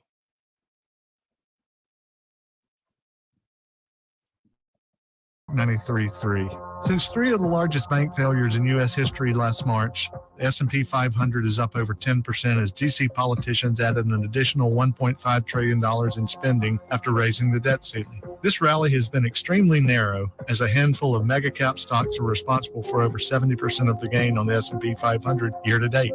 The yield on the 10-year Treasury has been below the 3-month rate for over 200 trading days, the longest streak in 6 decades. As one economist quipped, "Ignore these signals at your own risk." Managing downside risk is one of the biggest challenges that you will face in retirement, but a clearly defined risk management protocol can help to mitigate large drawdowns in your retirement nest egg. If you're concerned about where all of this might be headed, give me a call at 850-900-5200 and schedule an office visit to discover the risk in your current portfolio. Investment advisory services offered through Trek Financial LLC, an SEC-registered investment advisor. Let me tell you what T-Spark stands for. It stands for strength, commitment, teamwork, and heart. We don't ever quit until we've got nothing left to give. Our team is unstoppable. Want a guaranteed win? Call T-Spark Enterprises for your next roofing or construction project. We conquer all peaks. TSparkConstruction.com. License number CCC 1331204. Rick Scott. If Ronald Reagan were here right now, he would say, "What in the hell have you guys done to my great country?" Crime is rampant and goes unpunished. Our border is wide open for criminals and drugs that kill our people. Our debt is $32 trillion and climbing. Inflation's growing faster than our wages. There's a land war in Europe. We don't make things in America anymore. We buy them from our enemies in China. We pulled out of Afghanistan like a bunch of cowards. We don't know what a woman is, and we think men can have babies. The government pays people not to work and says, no one has to pay their loans back. The game is now rigged against hardworking Americans who still believe in this country, believe in God and the American values of hard work, patriotism, and self-reliance. This is not a fight for the faint of heart. It's not a fight for the weak. We are losing our country. It's time to cowboy up and fight like hell to turn this country around. We can do it. Make no mistake, we will do it. I'm Rick Scott. I approve this message. Paid for by Rick Scott for Florida. Someone who thought texting was a better idea than stopping for a traffic light slams into your rear bumper. Now your back is injured and you've got to be at work and rehab all without a car. I'm Jimmy Fasig at Fasig Brooks. We hear stories like this every day. You shouldn't pay for someone else's mistake. Call us at 850-777-7777 and we'll make sure you come back stronger. Excellence defines us, so we'll never let orthopedic pain and injury define you. TOC is a physician-led team of fellowship-trained specialists providing the highest level of orthopedic care in the region. With 12 centers of excellence and TOC Now urgent care clinics, our patients access affordable expert care fast. TOC, only experts. Schedule an appointment at teamtoc.com. We all want more energy, more strength, more results. Well, welcome to Orange Theory Fitness as you take a step towards feeling more alive today. Backed by science, Orange Theory's heart rate monitored workout is scientifically designed to keep heart rates in a target zone, spiking metabolism and increasing energy. Orange Theory Fitness is a one-of-a-kind group personal training workout resulting in more energy, visible toning, and extra calorie burn for up to 36 hours. Experience a more vibrant life today with Orange Theory Fitness. To find out more, go to orangetheoryfitness.com. The Jeff Cameron Show is a production of the Warchant.com multi.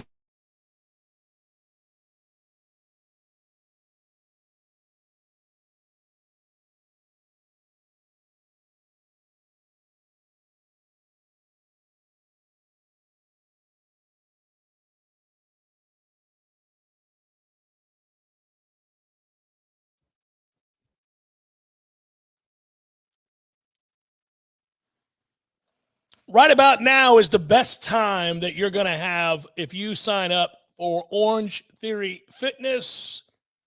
Orange Theory Fitness, OTF, is something else, man. It is a workout program that is proven by science, backed by science. We like that as opposed to, opinions.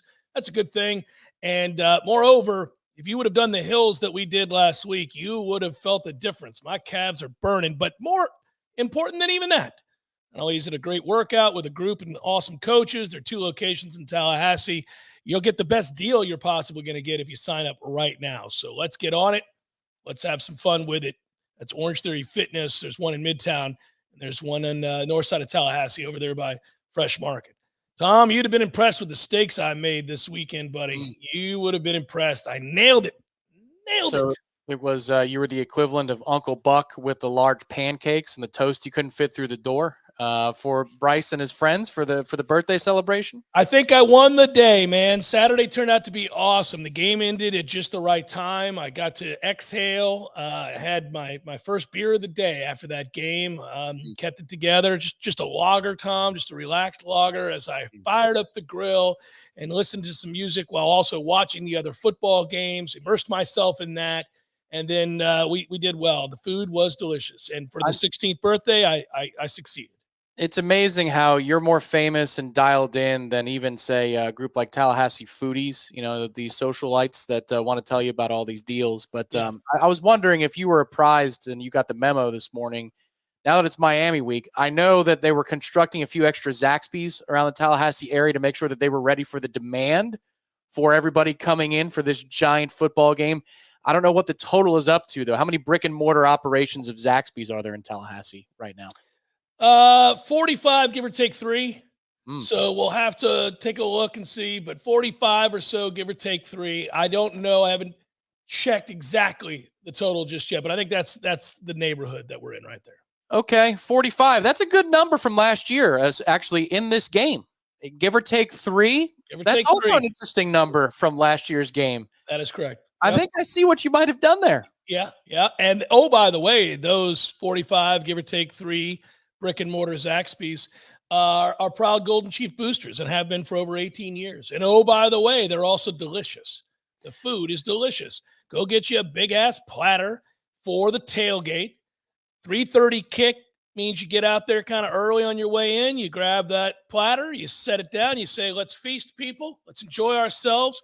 And let's get to kicking Miami's ass. Yeah, it's also not a bad idea if you roll into town, as many will, and we'll see a Corner Pocket Bar and Grill on Friday for the. Yes, we will. Yes, we will. You go to the Zaxby's before you head back to your hotel. If you've got a refrigerator in the hotel, or you got a cooler ready to go, and you get the ice, those platters, they're okay in the morning. They're awesome in the morning. A little chili chicken finger for you there. Get those things in advance. And truly speaking, honestly, for the 5 Tallahassee locations that are definitely 100% confirmed here on the Jeff Cameron Show. Yeah. You're rolling in town this weekend for Zaxby's, and you support somebody who supports the football program. It's going on 19 years. I got to check. The 19th year, we might have already crossed that threshold. Yeah. But go. Then this year, we had to have. Yeah.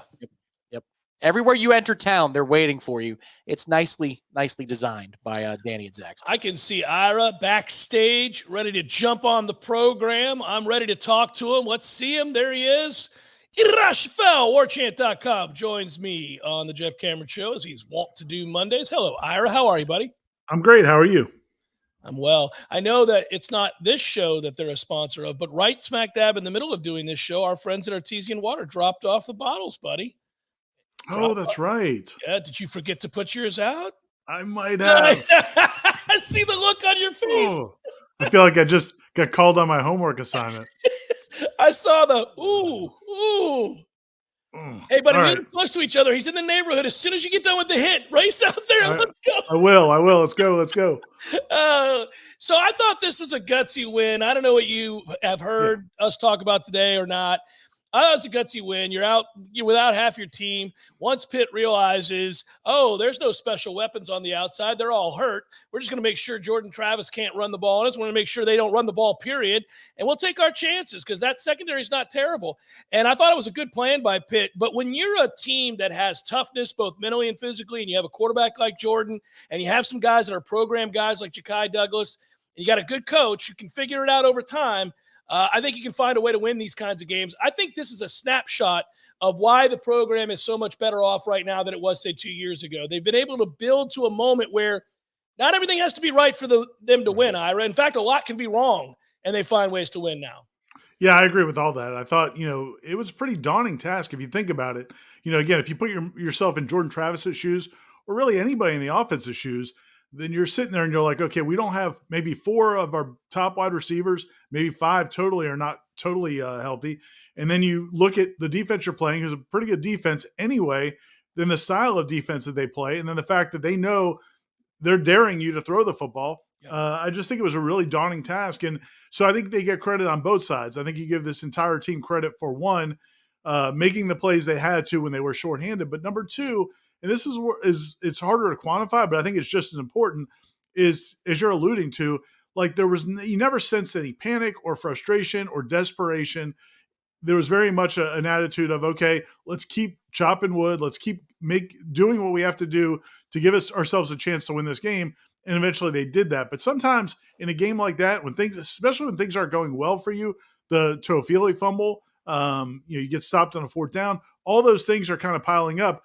You could beat yourself by trying to do too much or get dejected, and you didn't see any of that. I thought it spoke to the maturity of this team as much as just the fact that they had the ability to overcome. I want your big picture assessment. I tried to give it to start the show, and I did so in a salty manner, telling the rest of the ACC that they can go to hell. Wasn't that far long ago, I should say, that you and I and everybody else in the Warchant staff found ourselves up in beautiful Charlotte, North Carolina, and we could hear very clearly the snickering, the disdain, the question marks surrounding this program. How dare you? You guys have been awfully boisterous for a group that hasn't won a damn thing in forever, and now we're supposed to believe you're going to be great, carry the day. They were almost as if they were saying to Florida State, you better be, with all this talk and this attempt to get out of the conference. Well, guess what? They are. They've just stamped their ticket to Charlotte. They're the best team in the ACC, and they're the ACC's last hope of anything meaningful. It's all Florida State all the time, and it has to hurt their soul. It's a beautiful thing to think about how much they're squirming right now, knowing that their beloved Duke fell off a cliff and North Carolina fell off a cliff, and they have nobody else they can rely on but Florida State. But I also think big picture, as much as that schadenfreude feels good, it speaks to how far this team has come, even from last year, but go back 2 years ago, certainly 5-7 to where they are now, the lone bright spot in the ACC. Yeah, I'm going to have to go back and listen to that first hour, because if that's just a snippet of the vitriol. Yeah. I want to go back and soak it all up because I think that's a great point. Yeah, and we are a little bit more sensitive to it because we do probably consume more of the ACC media than maybe just a normal Florida State fan might because we're in the media and we're seeing more of what's out there. But yeah, I thought all summer it was ridiculous in the ACC kickoff. But then even going into the season, there was just this pushback to the national narrative. Nationally, if you go back to the spring, Mark Schlabach, other people in college football were putting Florida State as a team that might be one of the top 3 or 4 teams in the country back going into last spring, and certainly coming out of last spring. But in the ACC, it was just feeling like you just kept hearing, well, why are you guys complaining so much? What have you guys done lately? Right. You guys can't even beat Wake Forest. Well, you know what? They did beat Wake Forest. And you know what? They're now 7-0 in the conference. They've clinched an appearance in the ACC championship game with like a month to go. They've run roughshod over this conference. So yeah, man, it is. If you're Michael Alford and if you're Mike Norvell, think about how confident Michael Alford was and Mike Norvell was when they went to the ACC spring meetings a year ago, and they were talking that talk about the conference and what Florida State should get, what portion of the revenue Florida State should get because they deserve it based on TV ratings. Now you go back into their next year. Just imagine the swagger that Michael Alford's going to walk. Those Vince McMahon memes are going to be sprouting up all over the place.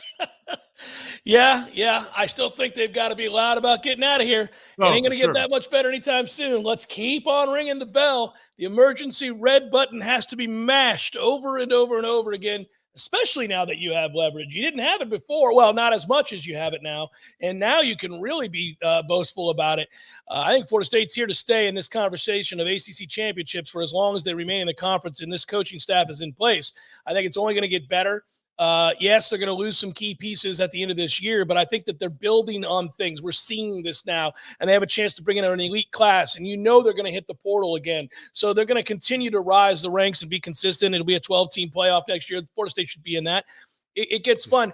All right, now I got to get to the gist of what we're all thinking, which is, okay, Florida State ought to, you look at the percentages according to Vegas, they ought to finish the regular season undefeated. Miami is reeling. They're coming off a 6-point performance against NC State. Florida now has a bunch of tough games in a row to close out their season after losing at home to Arkansas. You got a chance to bury your in-state rivals, but you can't do all of this with relative ease unless you get healthy. And I hinted last week that this team was not healthy, but we're not allowed to say certain things, as you well know. We think we're all right for Saturday? I mean, are we getting close to getting back to something that resembles full strength in the wide receiver room as far as we know? Did you get any sense of that from Mike Norvell today? Yeah, I thought, if you look at the words he used when Corey asked him about that today, the words aren't super strong. He's never going to be super definitive with injuries either way because he wants to leave the wiggle room, even if he knew today that everybody was going to be available. He wouldn't say that because then we would know a week from now or 2 weeks from now when he's not as definitive. Oh, okay, that must mean they're not. So he's never going to be real definitive either way with injuries. But when the way Corey asked the question, the way Norvell responded, basically start laughing like at the idea that, yes, they are going to come back. And then he said, like he almost interrupted him to say, yeah, it's going to be a lot better. Like it was almost like he couldn't control his enthusiasm about the fact that he expects them to be back. Then when you actually look at the words, and maybe I'm reading too much into that, but that's just my feeling being there. And then when you look at the words, he said, a lot more guys participated Sunday night than had been participating last week. I still think Mike Norvell's never going to admit it. And if they had lost that game, it would have looked like a colossal disaster if that's what he did. I still believe that maybe a couple of those guys could have played if they were playing Miami last week. They were not. They were playing Pitt. And I think there's a good chance they'll be closer to full strength this Saturday. Yeah, I agree with you on that. I think there's no question that if this were a championship game or a game that could vault you into the playoff or something like that, he would have had to ask some guys to suck it up and play, and they probably could have. But I think if you have the opportunity to ensure that you're going to be healthy the rest of the way by giving certain guys an extra week, why would you not do it? That also speaks, Ira, I mean, while we're talking about it, that speaks to a whole lot of trust, man. That is a coach telling what players he does have available, I trust you to get the job done, despite not having the very best players we have on this roster, not named Jordan Travis. I mean, they were missing really big-time players. It's one thing to say, okay, well, we're out Keon Coleman and Johnny Wilson, but we have Akeem Williams and a healthy Vendrevius Jacobs today. No, you don't. You don't have Akeem Williams. You don't have a healthy Vendrevius Jacobs. Okay, well, we'll have a healthy Portier and what? No, you don't. No, you don't. So this was a really kind of a nerve-wracking test of faith. It's like when you leave your kids at home for the first time and you're like, all right, now I trust you, but you really don't. You get in that car with your wife and you're like, man, I'm afraid we're going to come home too. They got to pass the test. Especially if they're too young to know how to use the phone. No, I'm just kidding. No, it's a great point. And I think it speaks to two things. One is, if you think about the way he's coached this year, I think there's again, he's never going to say anything to disrespect opponents. But I think if you go back to the decisions he's made in some of these games, some of the decisions to go for it on fourth down on his own side of the 50, just to be aggressive in different situations, I think he thinks they're much better than everybody they've played, maybe other than Clemson and LSU. I think he thinks that these teams can't beat them unless something just catastrophic happens. So I think that gives you some confidence in that situation. The other thing I think it really says is, give this coaching staff a lot of credit for making some chicken salad with what they had in terms of Jordan throws for 360 yards, but in the most unorthodox of ways. All the screens they had to run and hitting so many different targets and getting Ja'Kai to turn in a career performance. Again, all of that speaks to really a tremendous job by a coaching staff that didn't have. It's got to be pretty easy to coach an offensive game plan with the talent they've had for most of the first 8 or 9 weeks. But Saturday was a challenge, and the coaching staff deserves credit too. It's a fun time to be covering Florida State. Nobody does it better than Ira Schoffel. I'll talk to you tomorrow, brother. Be good. Thanks, guys. All right, take care. Ira Schoffel, as I say, and have been for many years now. Warchant.com. It'll be fun this week. I think the casual observers of practice, the ones that once the season starts, who don't go out every week, that'd be me. I don't go out there every week once the season starts, are going to be a little bit more interested, perhaps, in who's at practice and who isn't. So maybe a guest appearance this week, Tom, from yours truly, as we want to make sure that the dudes are ready to ball. I hate Miami. Make sure we have our guys. Somebody's going to say, "Oh, my stars," when they see you at practice this week. I haven't been in some time myself because there's other side projects to get There's done. things we got to do. And listen, here's the deal. My situation has always been, and I've said this before, go to all the practices you can before the start of the season so you can get a sense of what the team is and what they're trying to do and what they're trying to build and what the depth chart's going to look like. But once the season starts, I see them every Saturday. I know exactly what's doing what. I see them in games. I have real evidence to know what they are. I don't need to see what happens on Wednesday. I'm going to see it on Saturday. This is in this one, the sequence in the schedule is good because of what we've done to schedule out games, not necessarily what the league has done, but that you can air it out against Miami, and then you play North Alabama at 6:30 the next week, and then air it out for Florida in the ACC championship game. This is, you're talking to Ira about injuries and could they have gutted it out if it was a playoff or a championship game setting or rivalry game this past weekend? Sounds like for both of you, the answer is kind of yeah. But this is one now where if you give me everything you got, Keon, I don't need 8 for 122 and 2 touchdowns against North Alabama, young man. You could chill for that one. You don't even have to return a single punt. So give me everything you got this week. We'll give you another break. That's 2 weeks out of 3. We're going to give you a breather and then get ready for Florida and get ready to go to Charlotte. It's just, this is, if you're going to do it and you're going to play 2 emotional games like this is how you space it out and give them a chance to rest up, get healthy. Because if we are healthy down the stretch, we are going to go 13-0. It's just, you got to make sure that we have all those weapons at our disposal. I think the thing too, and I know we got to get a break, but it'll be an interesting choice in that North Alabama game, just in terms of what you do and don't do. I think they'll still play some starters in that game, just not a lot. I agree with you, but I'm going to be watching beyond the receivers. Really want to see what the offensive line is in these big games that lay in wait. What is this offensive line against Miami? What is this offensive line against Florida? What is it in the ACC championship game? I think that is the key factor moving forward for Florida State when you start talking about, can they have any success if they do what they're supposed to do in these games in which they're favored in the remainder of the season. They've got to get something close to right on this offensive line to have any shot against the teams we project to make it into the college football playoff. It's the Jeff Cameron Show, 93.3 Real Talk Radio, Warchant TV. Away after a man died at a Motel 6 in the capital city. Tallahassee police said around 10:30 p.m. on Friday, they responded to a call at 1027 Appalachia Parkway to find a man with a gunshot wound located inside a vehicle. Despite efforts to save the man, he died from his injuries. Detectives asked that anyone who may have witnessed the incident to call 850-891-4200 or to remain anonymous, call Crime Stoppers at 850-574-TIPS. The city attorney for Tallahassee, Cassandra Jackson, has given notice of her intent to resign from her position. According to the agenda from the city's next commission meeting on November 8th, Jackson and the commission agreed that she will resign from her position as city attorney on November 24th, but will continue to be employed by the city as an employee and consultant through June 1st of next year. This is Rachel Anay with your Real Talk 93.3 Local News Update, brought to you by Macklemore Systems, Tallahassee's go-to Mac store. Check them out online at MacklemoreSystems.com. This is meteorologist Paul Trombley with your Real Talk 93.3 weather update. Highs level off around 81 this afternoon under mainly sunny skies, northerly winds 5 to 10 miles per hour. Partly cloudy tonight, lows level off around 50. Ample sunshine expected tomorrow. Highs level off around 82. Dry with temperatures a bit above average Wednesday and Thursday, and highs in the low 80s. This report is brought to you by the Lawn Johns. For all your landscaping and lawn care needs, visit thelawnjohns.com. Right now, 81. Widden Glass has been taking care of business since 1945. When you call Widden Glass, you're dealing with experienced, reliable professionals who offer only the best. Like Widden's top-of-the-line bath enclosures that provide style and luxury at an affordable price. Eye-catching storefronts are a specialty at Widden Glass. We'll help you design it and install it.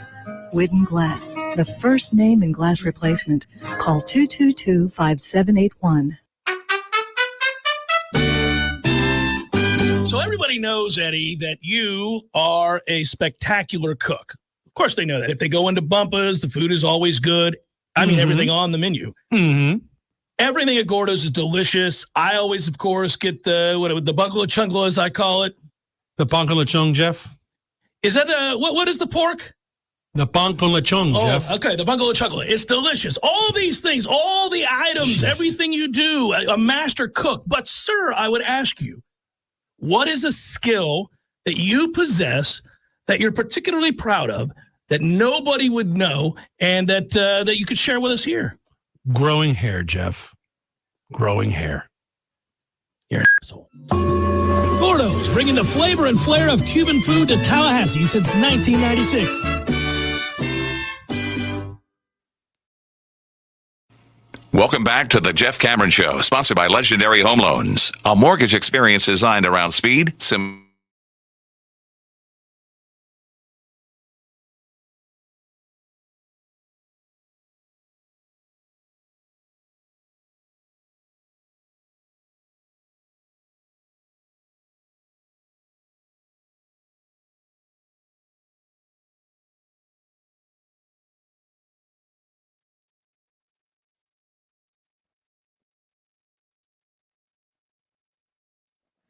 It's Jeff Cameron Show. Thanks for listening to it. Glad to have you on board. Nearly 1,000 of you in here in the chat. Still tens of thousands of more driving around Tallahassee. And, of course, the hundreds of thousands that will download the podcast. Oh, man, does it feel good to be number one at all things broadcasting. And that's because of my skill, Tom's elite ability, and Director Matthew, and then, of course, your interest in that excellence. It's Jeff Cameron Show, 93.3 Real Talk Radio, Warchant TV. What are you chuckling over there? What is? It must be Miami week. It must be Miami week. You're talking about dominance and excellence, and you're citing numbers. Well, it's true. It's an amazing skill. But hey. We've built it up along the way with our great audience. And we'll see everybody that's going to come to town over at Corner Pocket Bar and Grill on Friday, where we'll share a tasty beverage, man, and talk about this program. Maybe not the show, but the football program. And we'll talk about the opportunities that lay in wait for Florida State if they're able to get this win. And just a few more now. It's that time. You like to call it nut cutting time. And I Not heard cutting that time indeed. I heard that in a press conference in the last week. I can't remember which one. I don't know if it was on Coach Speak or not, but somebody said nut cutting time in a presser. At any rate, it's just been a weird season in that there were so many eggs put into the September basket, and for good reason, that you're starting with LSU and then you got a roadie at Clemson. So you're just obsessing for months and months about, can you go at least 3-1, if not 4-0? As it turns out, it's a good thing you went 4-0, because 3-1 probably would not have been good enough. Where would we be ranked right now if we had split those two games? 8th, 7th, somewhere in there. Yeah, you'd be on the outside, yeah. And you'd need a lot of help in order to get in. So you go 4-0, and then you have a bye week, and you play a lot of ACC teams that, shall we say, don't rate on television very well, don't do much for you in terms of moving the needle. Like, your best game in that stretch is Duke, because Duke is overachieving. Okay. And then you get to the final act of the season, the final quarter of the season in terms of the 12-game regular season, and 2 of the 3 games are against your in-state rivals, your arch rivals. So I'm feeling that extra juice. And like, I was always excited on a Monday to break down a Noles win and the next game, but we've waited a long time for the feeling of, we're playing Miami and we're playing Florida, and it's finally here, and it adds a little extra pizzazz in November. And I think you got to get pumped up for it if you're a player, not just because it's a rivalry game, but because that other team really doesn't have a lot to play for, save for beating you. And they're going to bring everything they have. I mean, everybody knows what it's like to be in a spoiler role. We watch this happen all the time. We see upsets occur because of it. So you're going to have their undivided attention, and whatever the best version of themselves, whatever that is, you're going to get. Because nobody wants to lose a rivalry game, sucks, and nobody wants to be on the wrong side of a really ugly beatdown like Miami was a year ago, 45-3. There's no way that they haven't spent much of their free time thinking about how humiliating it is to get beat 45-3 and to really show no fight, to have your quarterback ragdoll and look like a bitch, to actually have no competitive juice whatsoever about you. That has to sit wrong with you for the course of an entire year. I mean, you were made to look like a small child against men. And in that moment, there's no way to shake that off. You walk around the city, somebody finds out you play for Miami. They ask you what it feels like to play before 10,000 people and to get ragdolled and humiliated by your arch rival. And you have to wear that. All you can do is order your food and move it along to the next game and hope like hell that somebody doesn't recognize you the next time you go out. That's the situation they find themselves in. So you know they're going to play hard as to try to avoid that year-long humiliation that they have felt consistently for the last 300 and something days. Yeah, my hope is that Tyler Van Dyke doesn't summon some sort of extra adrenaline because he's playing in front of a real college football audience. I mean, he's been on record before saying that he likes going on the road and playing road games because it's actual college football. It's not like what he sees at home. It's real. Said that indeed. He did. Those are his words. Yeah. His words, not mine. And Yeah. so my hope is that there's not some sort of inspiration that can help him overcome the physical discomfort that he feels with multiple injuries that he's playing through. We know that the best version of Tyler Van Dyke when he's healthy, to be serious for a moment, is formidable. So if Miami can summon that, this could get interesting. But I just love that this year, this game is here. Like last year, it was perfect that we take that show on the road and show Miami what it is that we're all about. And so they can see, because they like to pack that building out once every 2 years. And that's When the we one show time. up. Yeah, when we're there, yeah. And so they got to leave at halftime, and they said, what a waste of time. And then you see a different contingent of Miami fans make their way up to Tallahassee, believing against reality what they can or cannot do. And here we are in this moment where we can be 10-0. We're going to be, if you go 10-0, you're going to be 11-0. And then you focus on Thanksgiving week of completing a 12-0 season, which this would be the third time since 2013, since the beginning of 2013, that we would have a 12-0 regular season. I know Miami fans believe that they're going to go 12-0 every August. They believe it in their hearts, but they haven't gone 12-0 since I don't know when. Before I was in high school, I'm not really sure last time they've been 12-0. So this could be the third time since 2013 we could be on that path.